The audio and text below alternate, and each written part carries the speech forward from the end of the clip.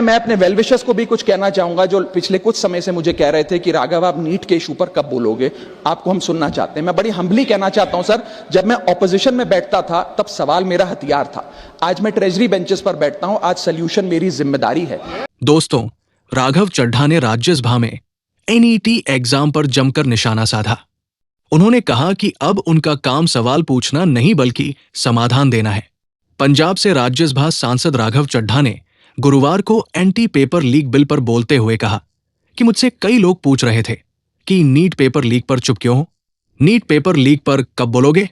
उन्होंने अपने चुप रहने का कारण सदन में बताया आम आदमी पार्टी से निर्वाचित हुए और अब भारतीय जनता पार्टी के सांसद राघव चड्ढा ने कहा कि कई लोग उनसे पूछ रहे थे कि वे नीट पेपर लीक मामले पर अब तक चुप क्यों थे। इस पर उन्होंने सदन में कहा कि पहले विपक्ष में रहते हुए सरकार से सवाल पूछना उनकी जिम्मेदारी थी, लेकिन अब सरकार का हिस्सा होने के नाते उनकी भूमिका बदल गई है। मैं भी रोज कैमरे के सामने आकर साउंड बाइट दे सकता था, लेकिन मुझे हेडलाइन नहीं सर, मुझे आउटकम चाहिए। और जब मैं ऑपोजिशन में था तब मेरा काम इशू रेस करना और सवाल उठाना था, और पूरा सदन और आप जानते हैं मैंने वो काम पूरी ईमानदारी से किया। लेकिन आज मेरा रोल कैमरा के सामने अटेंडेंस लगाने का नहीं है, मेरा role is my focus is to fix the system. इसीलिए मैंने अपने आप से एक वादा किया, I made a promise to myself कि मैं इस मुद्दे पर पार्लियामेंट में बोलूंगा, और उस दिन बोलूंगा जिस दिन हम प्रॉब्लम सॉल्व कर रहे होंगे, सोल्यूशन लेकर आएंगे, when the system is getting fixed, and today is that historic day when the system is getting fixed। और सर बिकॉज आज जो रिफॉर्म्स हम लेकर आए हैं, जो सरकार सदन में लेकर आई है, वो इतने जरूरी हैं क्योंकि इन रिफॉर्म से सिस्टम और मजबूत होगा, पेपर और सिक्योर होगा, एग्जाम फेयर होगा, मेरिट का सम्मान होगा, माफिया जेल में होगा, सरकार पहरेदार होगी, कार्रवाई दमदार होगी, स्टूडेंट्स की जीत होगी, माफिया की हार होगी। जय हिंद। अब मैं सर अब स्टूडेंट्स के बारे में कुछ कहना चाहता हूं सर। देयर वॉइस मैटर्स, उनकी मांगे जायज हैं। सर स्टूडेंट्स द्वारा प्रोटेस्ट करना, सवाल पूछना, डिमांड रेस करना, कोर्ट जाना, पीसफुल मार्च निकालना, ये सब उनका संवैधानिक अधिकार है और ये करना भी चाहिए। लेकिन सर स्टूडेंट का प्रोटेस्ट स्टूडेंट का रहे, किसी पॉलिटिकल पार्टी की रैली ना बन जाए, वे अपना माइक किसी को आउटसोर्स ना करे, क्योंकि सर स्टूडेंट की लड़ाई तो एग्जाम सिस्टम को सिक्योर बनाने की है, नेताओं की लड़ाई अपनी सोशल मीडिया रीच बढ़ाने की है। सर जब पॉलिटिकल लीडर्स प्रोटेस्ट के टाइम पर बैरिकेड के आगे स्टूडेंट को भेज खुद कैमरे की सेफ साइड पे रहें, तो उनसे पूछिए कि रिस्क मेरा और रील तुम्हारी, ये पार्टनरशिप कैसी सर? सर स्टूडेंट का मूवमेंट स्टूडेंट के फ्यूचर के लिए है, किसी फ्लॉप पॉलिटिकल पार्टी के कमबैक के लिए नहीं है सर। और जो पॉलिटिकल पार्टी के अपने खुद के फ्यूचर का आता पता नहीं, वो स्टूडेंट के फ्यूचर की क्या लड़ाई लड़ेगी सर? स्टूडेंट्स को जस्टिस चाहिए, पॉलिटिकल पार्टी को फुटेज। स्टूडेंट को एग्जाम सिक्योर करना है, पॉलिटिकल पार्टी को वायरल क्लिप। स्टूडेंट का सवाल फ्यूचर का है, नेता का कैलकुलेशन अगले इलेक्शन का। इसीलिए मैं ऑपोजिशन पार्टीज को कहना चाहता हूं, don't use students emotion for your political promotion. ये लड़ाई बीजेपी वर्सेस कांग्रेस नहीं है, ये लड़ाई मेरिट वर्सेस माफिया की है, मेहनत वर्सेस सेटिंग की है। और सर एक बात और, सर आज हमारे स्टूडेंट्स पर पढ़ाई का बहुत स्ट्रेस है। उन्होंने कहा, पहले मेरा काम सवाल उठाना था और मैंने वो जिम्मेदारी पूरी ईमानदारी से निभाई। अब मेरी जिम्मेदारी समाधान देना है, इसलिए मैंने तय किया कि जब सरकार इस समस्या का ठोस समाधान लेकर आएगी तभी इस विषय पर बोलूंगा। उन्होंने कहा कि सरकार पेपर लीक रोकने के लिए सख्त कानून और नया फ्रेमवर्क लेकर आई है, जिससे परीक्षा व्यवस्था में छात्रों का भरोसा बहाल करने का प्रयास किया जा रहा है। राघव चड्ढा ने कहा कि वे चाहें तो कैमरे के सामने बयान देकर राजनीतिक प्रतिक्रिया दे सकते थे, लेकिन उनकी प्राथमिकता समस्या का स्थायी समाधान थी। उन्होंने कहा, आज सरकार इस बीमारी का इलाज लेकर आई है, इसलिए आज मैं इस बिल के समर्थन में बोल रहा हूं। 10 लाख बच्चे, रोज 18 घंटे की मेहनत, एक 3 घंटे का एग्जाम, लेकिन एक कैमरा फोन, व्हाट्सएप पर एक मैसेज, टेलीग्राम पर एक PDF, रात 2 बजे पेपर लीक, सब खत्म, स्टूडेंट की सारी मेहनत बर्बाद। Therefore, sir, I rise today to speak wholeheartedly in support of the students of India and to welcome the Public Examination Amendment Bill 2026. Sir paper leak जैसी सीरियस बीमारी का परमानेंट इलाज करना होगा। जैसे कैंसर का इलाज क्रोसिन खिलाकर नहीं किया जा सकता, ठीक वैसे ही पेपर लीक जैसी प्रॉब्लम का इलाज मीडिया साउंड बाइट से नहीं बल्कि इंस्टीट्यूशनल सॉल्यूशन से होगा, जो आज हमारी सरकार इस बिल के माध्यम से करने जा रही है, by introducing India's first ever anti paper leak framework. सबसे पहले मैं नीट के स्टूडेंट्स को कुछ कहना चाहूंगा। आपका गुस्सा जस्टिफाइड है, आपकी पेन रियल है, और आपको एग्जामिनेशन सिस्टम से जो कंप्लेंट है वो कंप्लेंट भी जेन्युइन है। Your voice matters. और जब आपने अपनी चिंता व्यक्त करी, अपना दर्द बताया, when you demanded, the honourable prime minister heard that demand, not just as a prime minister but also as a guardian, परिवार के मुखिया की तरह उस बात को सुना। Students demanded, government acted, historic decisions taken, systems changed.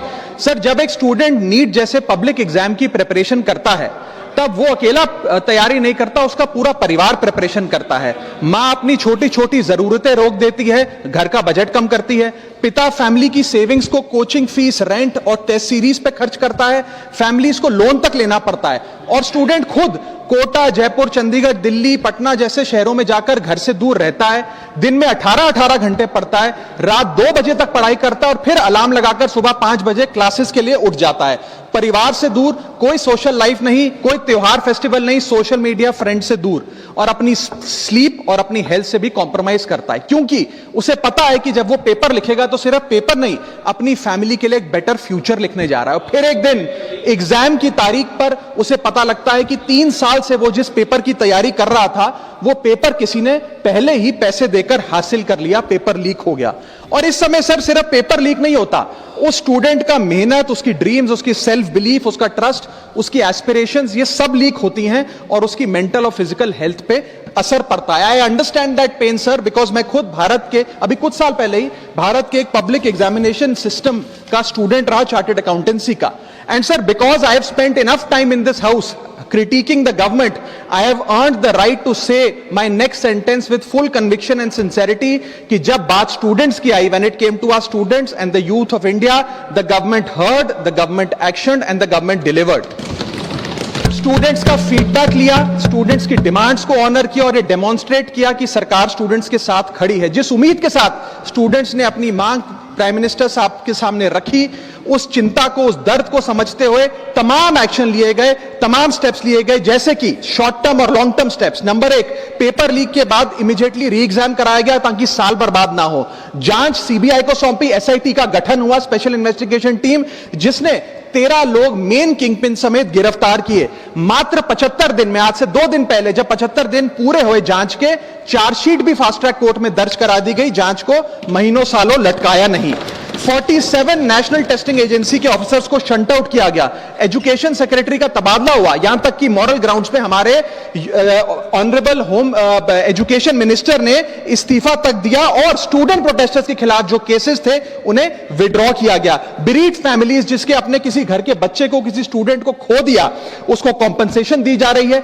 Exam security protocols को स्ट्रेंथन किया जा रहा है, और अगली बार से यह नीट का पेपर ओएमआर शीट से नहीं बल्कि फुल्ली कंप्यूटर बेस्ड टेस्टिंग से कराया जाएगा, ताकि remotest chance of paper leak भी एलिमिनेट कर दिया जाए। इसी के साथ साथ सरकार ने एक हाई पावर टास्क फोर्स का गठन किया है, जो फर्दर रिफॉर्म्स अंडरटेक करेगी कि भारत के पब्लिक एग्जामिनेशन सिस्टम की इंटेग्रिटी को कैसे प्रिजर्व और प्रोटेक्ट किया जाए। और इसमें इंडिया के मोस्ट अक्लेम्ड एक्सपर्ट्स जैसे कि नंदन नीलकनी साहब को समिति में डाला गया है। इसी के साथ साथ डेटरेंस क्रिएट करने के लिए, अपराधी के मन में खौफ पैदा करने के लिए एक ऐसा कानून लेकर आज सरकार सदन में आई है, जिसके पास होने के बाद कोई अपराधी सपने में भी यदि पेपर लीक करने का सोचेगा तो उसकी रूह कांप जाएगी।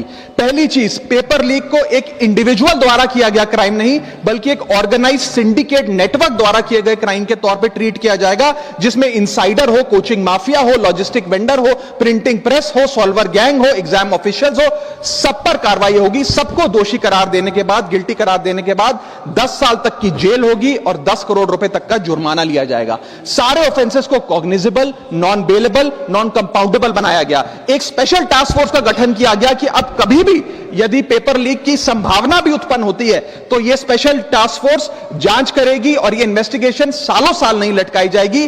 2 महीने के अंदर अंदर से इस इन्वेस्टिगेशन को कंप्लीट करना होगा।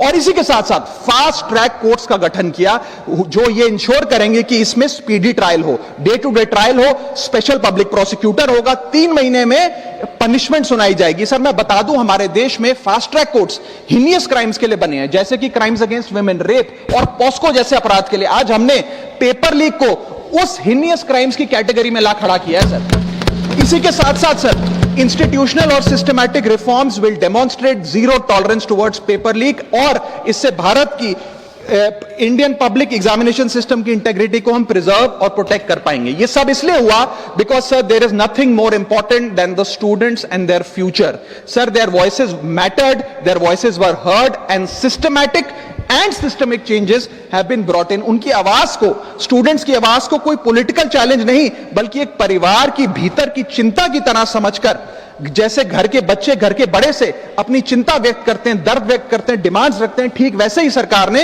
ये तमाम फीडबैक लेते हुए एक्शन लिया। सर तो दोस्तों, मुझे उम्मीद है कि आपको वीडियो पसंद आया होगा। अगर आपको पसंद आया हो तो कृपया लाइक, शेयर और चैनल को सब्सक्राइब करें।